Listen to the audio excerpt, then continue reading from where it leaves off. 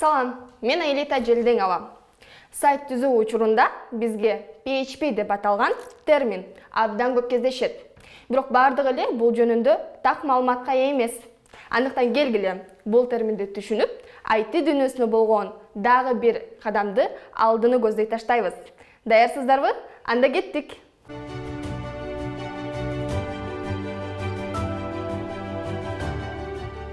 PHP Hypertext Preprocessor. Тактап айтканда, гипертекст алдындагы процессор. Ошондой эле бул тилдин баштапкы аталышы Personal Home Page. Башкача айтканда, жеке баракчада иштеп чыгуу деген маанини билдирген. Мүмкүн түзүүчүлөр үчүн бул аталыш көп канааттандырарлык укукта болбогондуктанбы, айтор азыркы аталышка өзгөртүшкөн. Эми болсо, PHP эмне экендигин так аныктоодон баштайлы. Бир сүйлөм менен бул тил жөнүндө толук маалымат берүү абдан кыйын. Андыктан биз аны төмөнкү 3 мүнөздөмө менен сүрөттөйбүз. PHP гипертекстик препроцессор. PHP бул сервер тарабындагы программалоо тили. PHP сценарий чечмелөөчү программалоо тили. PHP'нин негизги милдети HTML баракчаларын жандандыруу. HTML баракчалары туруктуу, өзгөрбөөчү баракча болуп эсептелинет.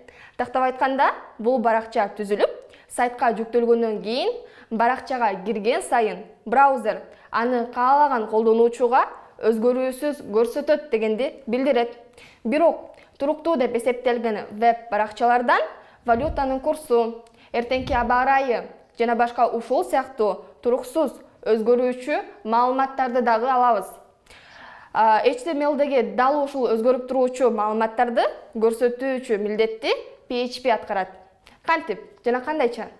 PHP веб-серверден келип түшкөн суранычты кабыл алып, андан соң сценарийди аткарып, натыйжаны артты көздөй веб-серверге даяр HTML код түрүндө кайтарат. Ушундан кийин гана биз өзүбүздүн браузер аркылуу экрандан жаңы курсту, аба ырайын жана башка нерселерди көрө алабыз. Сценарий бул браузердин суроосуна жооп катары иштей турган сервер тарабындагы программа экендигин эстейли. Эми PHP эмне үчүн гипертекстик препроцессор аталып калгандыгын түшүндүк окшойт. Демек, браузер чекит PHP менен аяктаган дареги бар баракчаны сураганда, веб-сервер PHP-ге чалып, сценарийди ошол даректеги файлдан аткарууну суранат. Сценарийдин аткаруу процесси интерпретация, ал эми PHP-нин өзү интерпретатор деп аталат. PHP тилинин тарыхы кылым башына чейин созулат. Бирок дал ушул аралык ичи конкуренцияга карабастан азыркы мезгилге чейин жетти. Жана келечекте дагы кулачын кенен жайган программалоо тили болуп кала бермекчи. Бул ийгилигинин сыры жөнөкөй эле. Маалымат базалары менен байланышуучу даяр функциялары бар жана тармактык суроо талаптарды иштеп чыгат. Ошондой эле укмуштуу өзгөчөлүктөрдүн дагы бири жогоруда айтылып өткөн HTML коддору менен абдан жакшы айкалышат. Муну менен PHP кодунун жолуна сала турчу белгилүү ачылуучу жана жабылуучу тегтердин ичине жазылуу менен HTML коддорунан бөлүнүп турат. Башкача айтканда, PHP режими жана андан чыгуу. Ошондой эле PHP көпчүлүк операциондук системаларга, анын ичинде Linux, Windows, macOS жана башка модификацияларга жеткиликтүү. Мындан тышкары PHP-ге көбүнчө заманбап веб-серверлердин, мисалы Apache жана EIS жардамы камтылган. Бул образ менен PHP тилин тандоо аркылуу операциондук системаны тандоо эркиндигине ээ болосуздар. Басымдуу көпчүлүгү орус жана чет элдик хостинг тарабынан колдоого алынат. Ал эми веб иштеп чыгуу чөйрөсүндө локалдуу компьютерге оңой эле жайгаштырса болот.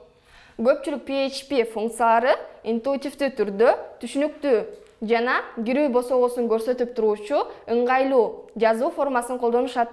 Биринчи эле сабакта оңой, бирок ошону менен биргеликте пайдалуу коддорду жазууга үйрөнүп каласыздар.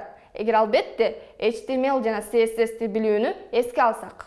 Азыркы учурда интернеттеги сайттардын 79% жана тиркемелердин, ошондой эле Joomla, Drupal, WordPress, Adobe Bittrex, UMCMS сыяктуу популярдуу платформалардын басымдуулугу дал PHP тилинде жазылган. Код жазууда ар кандай карама-каршылыктар кездешет. Бул маселе PHP тили ар түрдүү C, Java, Perl тилдеринин калдыктары менен толтурулганына байланыштуу. Бирок көпчүлүк кемчиликтер PHP тилинин 5-версиясына тиешелүү. Ал эми PHP 7ден тарта жогорудагы кемчилик маселелери чечилген жана аткаруу деңгээли болжол менен 3 эсе алдыны көздөп өскөн. PHP дүйнөсүндө 10го жакын фреймворктор бар.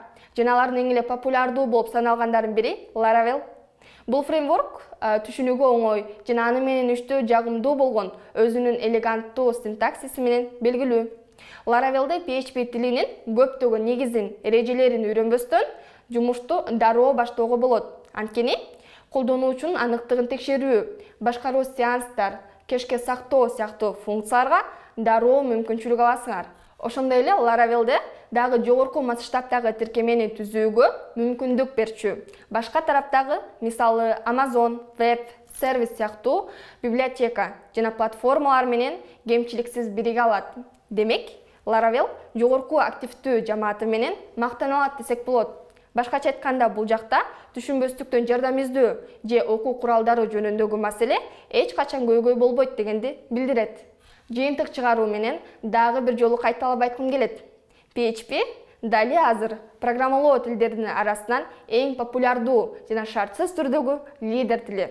Эгер албетте веб-сферанын сервердик тарабын айта турган болсок. Биз менен бирге болгонуңуздар үчүн чоң рахмат. Кийинки чыгарылыштан көрүшкөнчө.